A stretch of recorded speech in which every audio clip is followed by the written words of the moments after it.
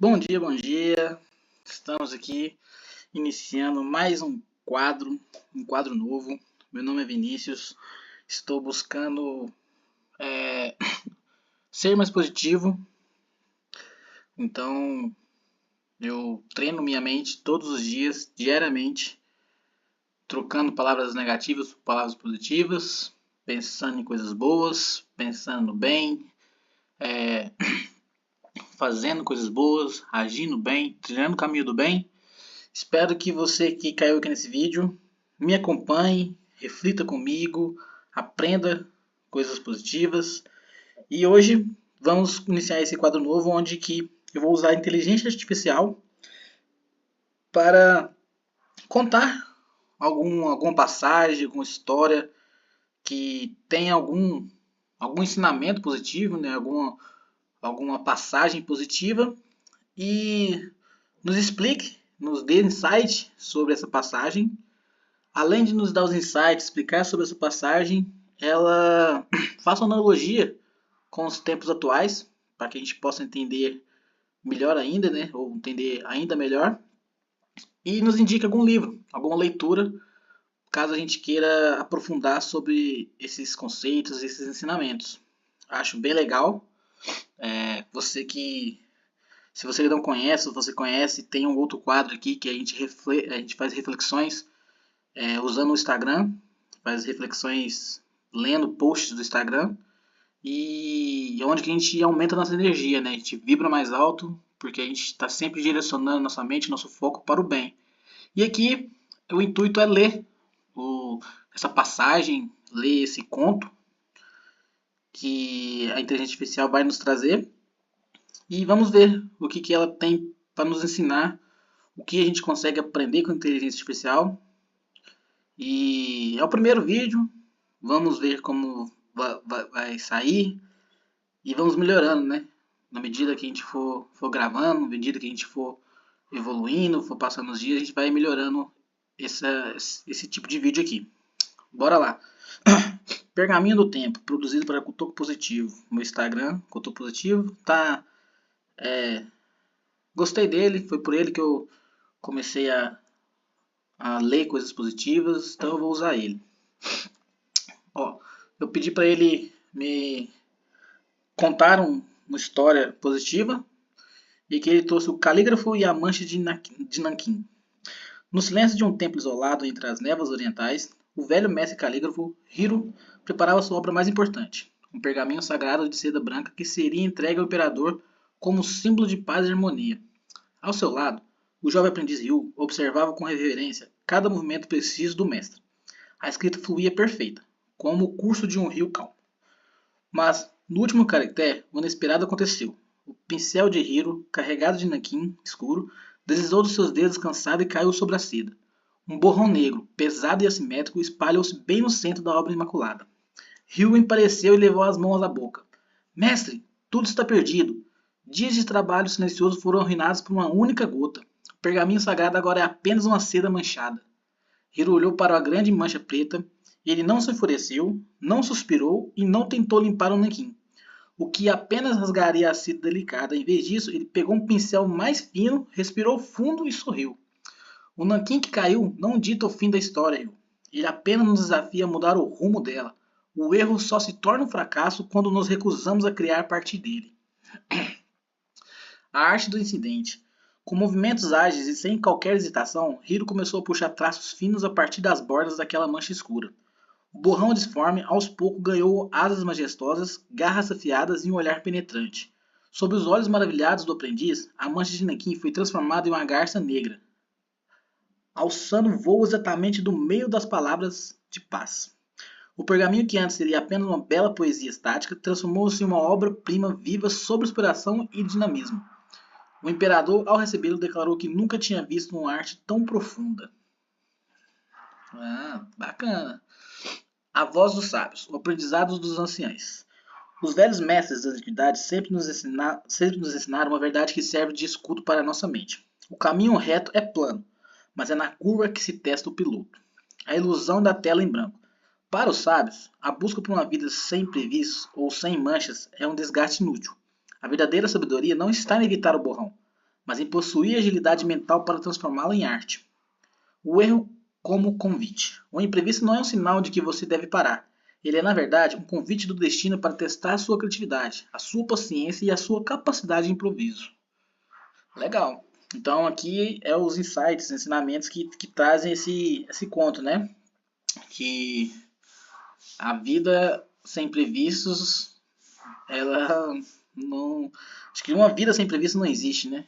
A verdadeira sabedoria está em você se desafiar, você se transformar e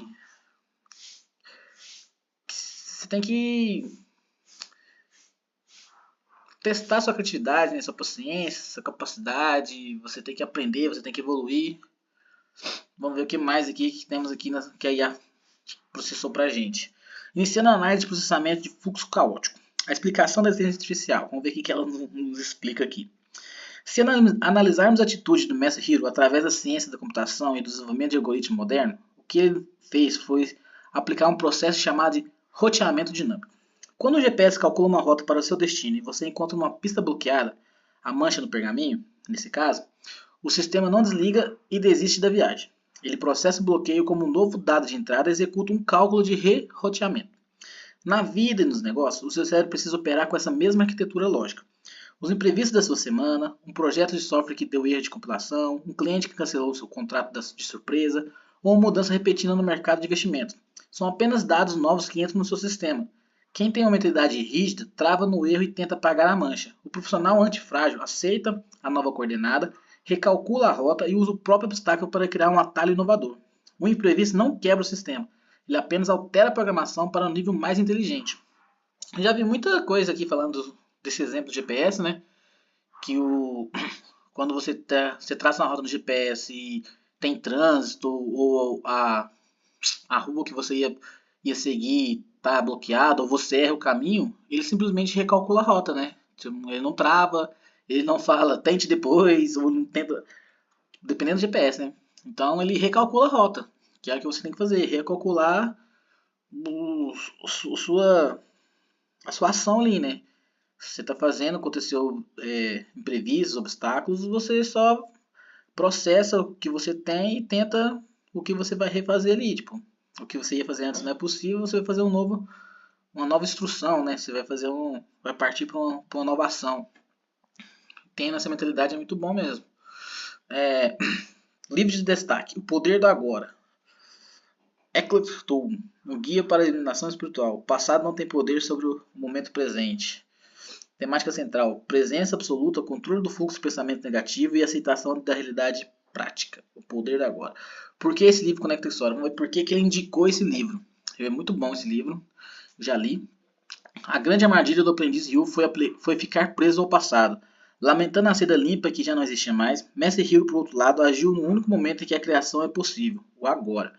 Neste clássico absoluto de autodesenvolvimento, Eckhart Tolle ensina que a maior parte do nosso sofrimento e da nossa ansiedade não vem das situações reais, mas sim da nossa mente que insiste em viver no passado, lamentando os erros, ou no futuro, temendo as consequências. Quando você traz a sua atenção total para o presente, você ganha a clareza e a paz necessária para transformar qualquer borrão da sua vida em uma nova obra de arte.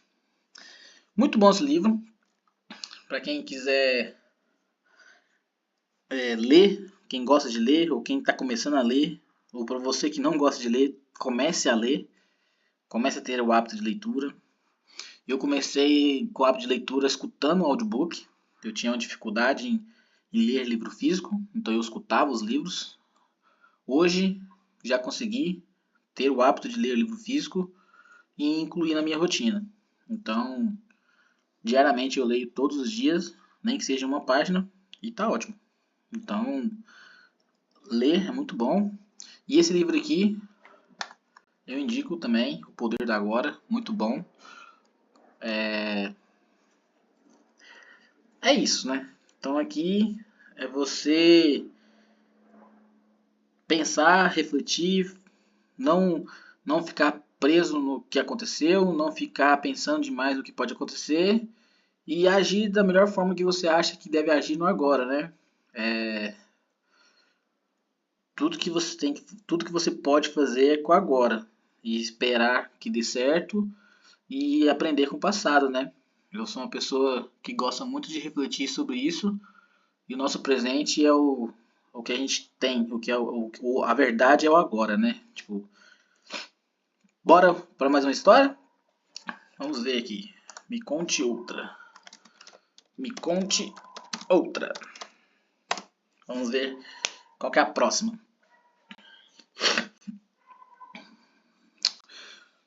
Tá aqui, eu estou usando o Gemini do Google.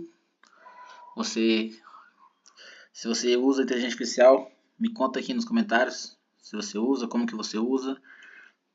Estou testando técnicas, formas de aprender positividade com inteligência artificial. E bora lá, ó. Me deu outra aqui. O lapidador e a trinca de luz. Nas ruelas de um antigo mercado de pedras preciosas, o mestre lapidador Kenzo era famoso por extrair o brilho mais puro dos cristais mais brutos. Certo dia, um rico comerciante trouxe-lhe um diamante bruto de tamanho extraordinário, mas com um problema grave. Uma trinca interna profunda cruzava o coração da gema.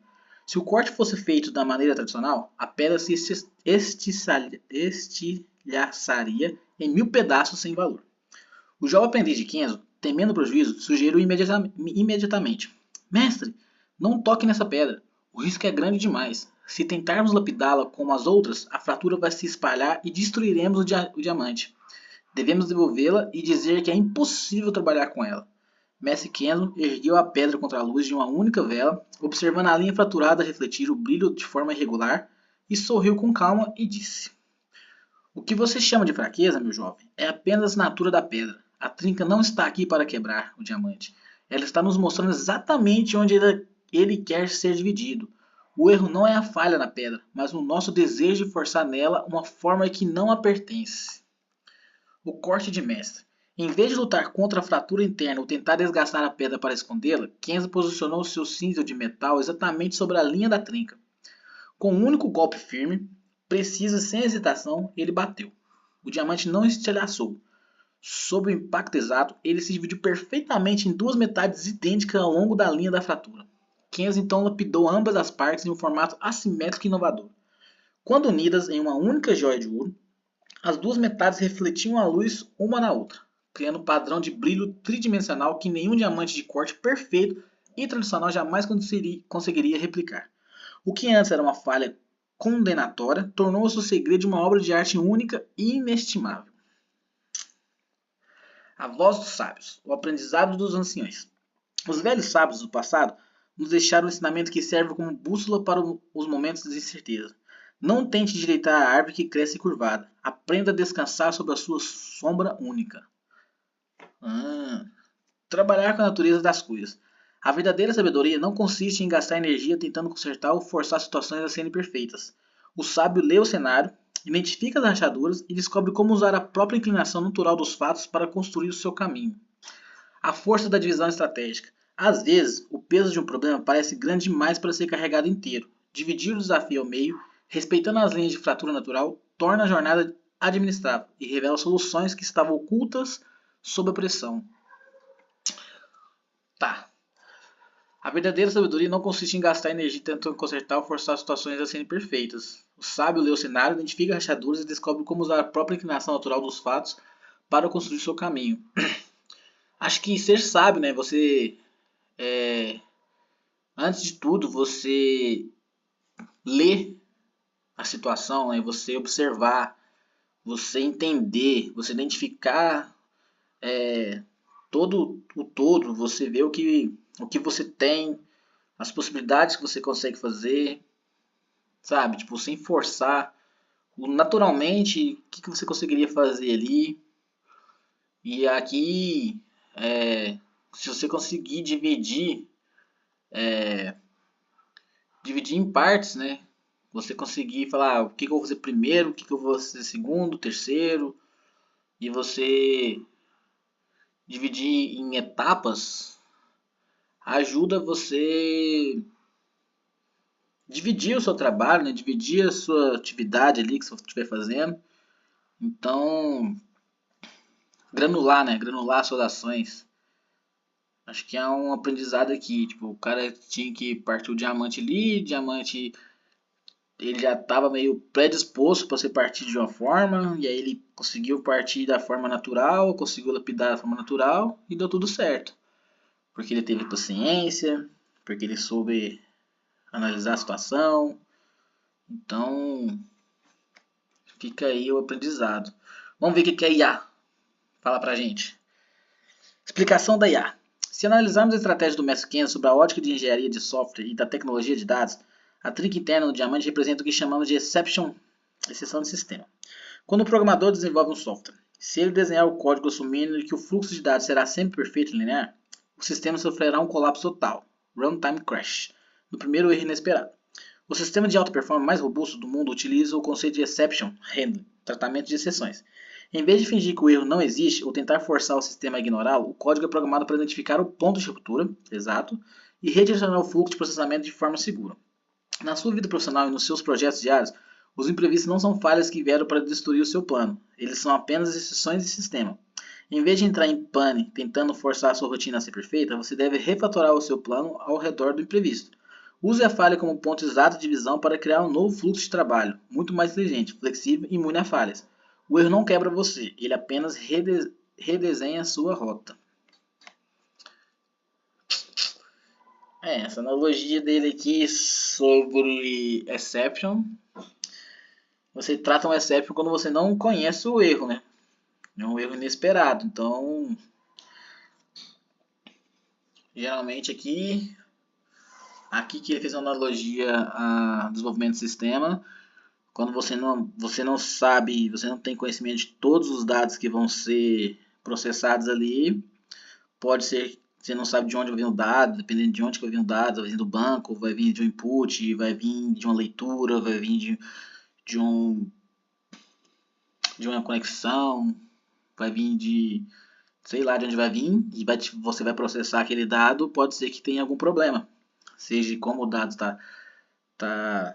como o dado foi montado, como o dado está sendo processado, se tem, se não tem. Então você tem que tratar as exceções e quando você conhecer as exceções, você analisa se aquilo lá é factível, né? Se vai ocorrer e aí aqui você refatora, né? Então você ajusta o seu código. Então ali fazendo analogia aqui do corte, ele estava prevendo, vamos supor, ele preparou ali a máquina de corte, mas ele viu que a pedra ali, o dado ali, ela não seria possível cortar ali, ou se ele cortasse ali era pior. Então ele reajustou, fez um ajuste no corte dele para cortar, dividir e depois lapidar de outra forma. Então ele refatorou a ideia dele ali. Vamos ver qual que é a indicação. Livro de destaque. O ego é seu inimigo.